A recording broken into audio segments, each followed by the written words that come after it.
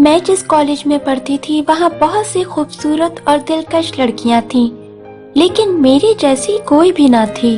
और इसी सोच की वजह से मुझे अपने ऊपर बहुत गुरूर था। मैं हर किसी से ज्यादा बात नहीं करती थी। पूरे कॉलेज में मेरी एक ही सहेली थी जिसका नाम सहरिश था। मैं कॉलेज का सारा वक्त उसी के साथ गुजारती थी। हस्बे मामूल आज भी मैं अपनी सहेली के साथ कैंटीन में बैठी थी कि अचानक से दानियाल आ गया। वैसे तो मैं किसी भी लड़की की तरफ इतनी मुतवज्जा नहीं होती, लेकिन दानियाल बाकी लड़कों की निस्बत शक्ल सूरत में भी अच्छा था और पर्सनालिटी भी लाजवाब थी। इसी वजह से मेरी उससे बातचीत जल्दी शुरू हो गई। कुछ रोज बाद सहरिश ने मुझसे कहा, लिसन वानिया, मुझे ये दानियाल एक आंख नहीं भाता।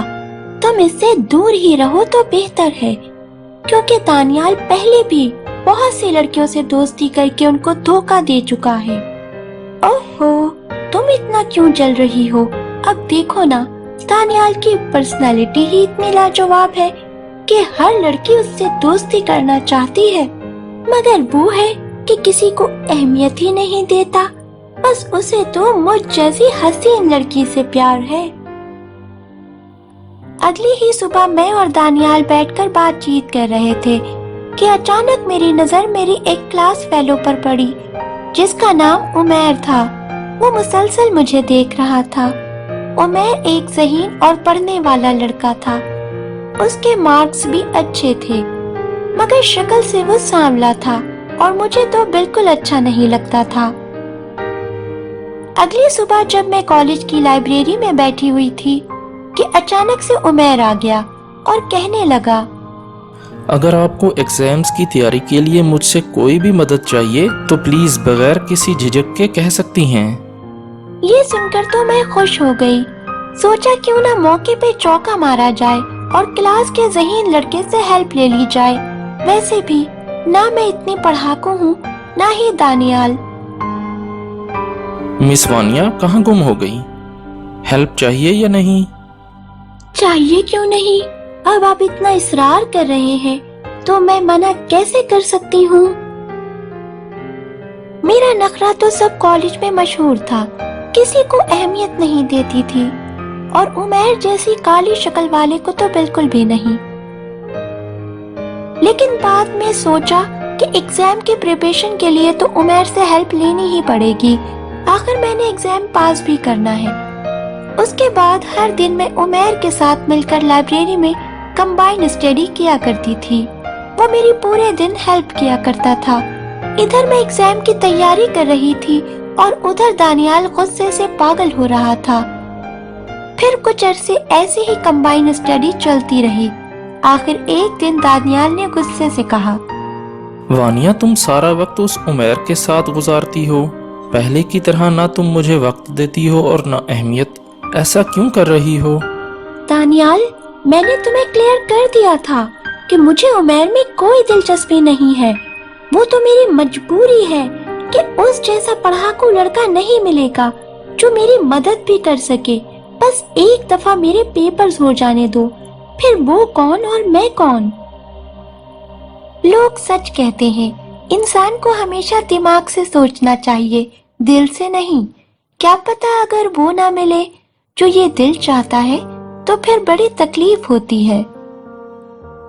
मुझे इस बात का अंदाजा ही नहीं था कि उमैर मुझे लाइक करने लगा है। एक दिन उमैर लाइब्रेरी में मेरे पास आया। मैं बुक रीड कर रही थी। अचानक उसने मेरा हाथ पकड़ा और कहने लगा, इंसान को कब प्यार हो जाता है पता ही नहीं चलता। मेरे साथ भी कुछ ऐसा ही हुआ है। कब तुम मुझे इतनी अच्छी लगने लगी पता ही नहीं चला। बस तुम मेरी हो जाओ, मैं तुम्हारे कदमों में दुनिया की हर खुशी लाकर रख दूंगा। ये सुनते ही मुझे तो एक जोर का झटका लगा और बहुत गुस्से से बोली, मुझसे शादी की ख्वाहिश करने की तुम्हारी हिम्मत कैसे हुई? तुम्हारी आंखें तो ठीक है, तुमने सोचा भी कैसे मैं तुम जैसे बदसूरत इंसान को पसंद करूंगी? कभी तुमने अपने आप को शीशे में देखा है? कहा मैं इतनी हसीन और जमील और कहा तुम काले हबशी। इंसान को ख्वाहिश अपनी औकात के मुताबिक करनी चाहिए, मुझसे कोई हैंडसम ही शादी करेगा। उमैर ने जब ये सब सुना तो उसके चेहरे का रंग ही बदल गया। ना कर इतना गरूर अपने इस हुस्न पे, वक्त के साथ सब ढल जाएगा। आज तेरा वक्त है, कल मेरा वक्त होगा। मैं उसकी इस बात को इग्नोर करते हुए गुस्से से आगे चली गई। अभी लाइब्रेरी से बाहर ही निकली थी कि सामने से दानियाल आ गया। मेरे चेहरे के एक्सप्रेशन देखा और पूछने लगा कि क्या हुआ तुम्हें, इतने गुस्से में क्यों हो। उसके पूछते ही मैंने गुस्से से सारी बात बता दी तो कहने लगा कि मुझे पहले ही अंदाजा हो गया था कि उमैर किस तरह की नेचर का लड़का है। इस इंसिडेंट के बाद हमारे पेपर्स स्टार्ट हो गए और कुछ दिन बाद रिजल्ट आ गया। मेरे और दानियाल के मार्क्स निहायत ही कम आए और उमैर ने हमेशा की तरह टॉप किया। उन्हीं दिनों में मेरी अम्मी की तबीयत भी नासाज रहने लगी। एक दिन मुझे बुलाया और कहने लगी, मेरी प्यारी बेटी, तुम तो जानती हो कि आजकल मेरी तबीयत खराब रहने लगी है। मैं चाहती हूँ मेरे मरने से पहले मैं अपने फर्ज से फारिग होकर जाऊं। ये सुनकर मैंने रात को दानियाल को कॉल की और उसको रिश्ता लाने को कहा। दानियाल ने जब ये सुना तो खुशी से हंसने लगा और कहने लगा, मुझे तो यकीन नहीं आ रहा अपनी किस्मत पर, तुम जैसी हसीन लड़की से शादी करना मेरा ख्वाब था। दानियाल ने अपनी फैमिली से बात की और कुछ दिन बाद दानियाल अपनी फैमिली के साथ मेरे घर आया, अम्मी अब्बू से मेरा हाथ मांगने के लिए। मैं रूम में थी कि अम्मी आई। मेरी प्यारी बेटी, मेरी मानो तो इस रिश्ते से इनकार कर दो। जिंदगी गुजारी है, बहुत तजर्बा है। उमैर हुस्न परस्त लगता है, ऐसे लड़के जल्दी धोखा दे जाते हैं। नहीं अम्मी, मैं शादी करूंगी तो सिर्फ दानियाल से। हम दोनों एक दूसरे से प्यार करते हैं। मैं उसके बगैर एक पल भी नहीं रह सकती। अम्मी ने जब ये सुना तो खामोशी से चली गईं और अब्बू को सब कुछ बताया और कहा कि हमारी भलाई इसी में है कि हम इन दोनों की शादी कर दें। जिस दिन मेरी शादी दानियाल से हुई, मेरी खुशी का कोई ठिकाना ना था। मुझे अपनी किस्मत पर रश्क हो रहा था।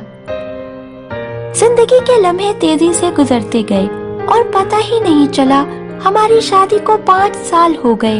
इन सालों में मैंने बहुत से डॉक्टर्स को दिखाया, लेकिन मैं मां ना बन सकी।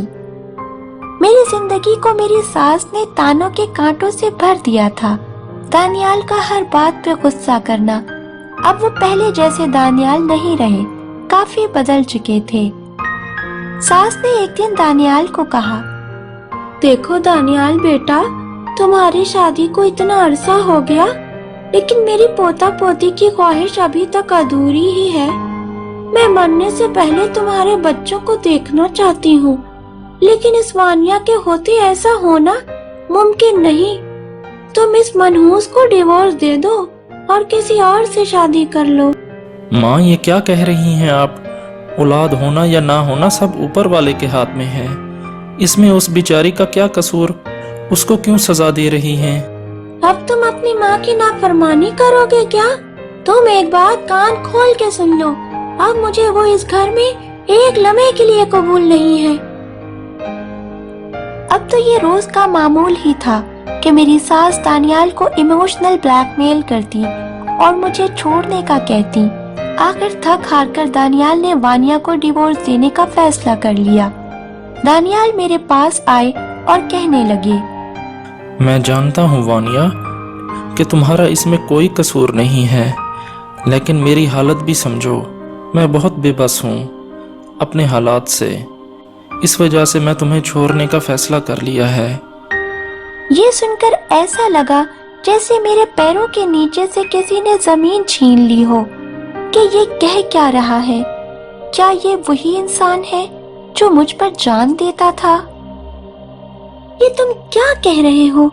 तुम मेरे साथ इतना बड़ा जुल्म नहीं कर सकती। मैं तो तुमसे प्यार करती हूँ। तुम्हारे सिवा मेरा है ही कौन इस दुनिया में? मैं रोने लगी। दानियाल से अपने प्यार की भीख मांगने लगी, लेकिन वो अपने फैसले से ना बदला। आखिर वो दिन आ गया जब दानियाल ने मुझे छोड़ दिया। डिवोर्स के बाद मैं अपने पेरेंट्स के घर आ गई। वक्त के साथ साथ दुखों के बादलों ने और बीमारियों ने मुझे घेर लिया।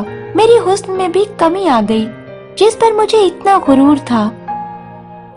बीमारी की वजह से मेरी हालत बहुत खराब थी। मुझ में बिल्कुल हिम्मत ना थी, तो मुझे मेरे हमसाये हॉस्पिटल ले आए। तुम डॉक्टर? हाँ, मैं डॉक्टर बन गया हूँ, लेकिन तुमने अपनी क्या हालत बना ली है। तुम्हारी ऐसी हालत देखकर मुझे बहुत अफसोस हो रहा है। मुझे माफ कर दो उमैर, मैंने तुम्हारे साथ बहुत बुरा किया। मुझे अपनी गलती का एहसास हो गया। वक्त ने मुझे सब कुछ सिखा दिया। मेरे साथ ना हुस्न रहा और ना कोई अपना रहा।